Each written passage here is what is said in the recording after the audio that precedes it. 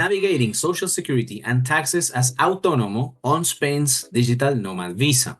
Welcome back to Spainguru. Today, we're exploring a crucial aspect of the Spanish Digital Nomad Visa, understanding the Autónomo status, especially in terms of Social Security and taxes.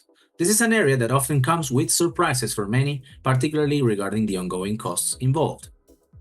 Let's understand the Autónomo status. The term Autónomo in Spain refers to self-employed individuals who are required to manage their own social security and tax contributions.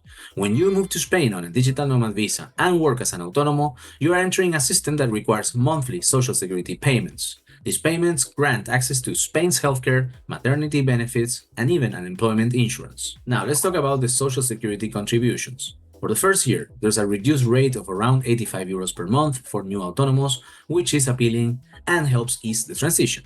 However, a typical concern arises after this period when the contributions adjust to reflect actual earnings. For example, an Autónomo earning about 30,000 euros annually would pay approximately 348 euros per month.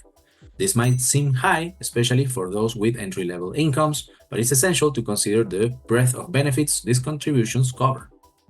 And here you have a full table. As you can see, the monthly payments go from 230 euros up to 542 euros. Now, let's talk about tax considerations. Taxes for Autónomos in Spain are calculated based on net income after deducting business expenses and other allowable deductions.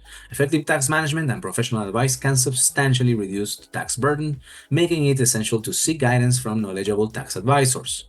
Income tax, known as IRPF or Impuesto a la Renta de las Personas Físicas, is paid annually between April and June of the following calendar year.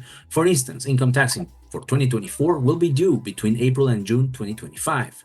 In addition to income tax, Autónomos are required to file and pay VAT, IVA, on a quarterly basis. However, in the majority of your customers are located abroad, you may not need to charge or pay VAT on many invoices, as international transactions often fall outside the scope of Spanish VAT requirements. When compared internationally, Spain's social security costs for Autónomos might still be viewed as reasonable. For instance, according to a Spainguru community member, in the United States, a self-employed person with a similar annual income pays a comparable amount in self-employment taxes, but without the extensive social benefits provided in Spain. For those with families, the benefits can outweigh the costs. Public healthcare coverage for an entire family can be a substantial financial relief, considering the high cost of private health insurance.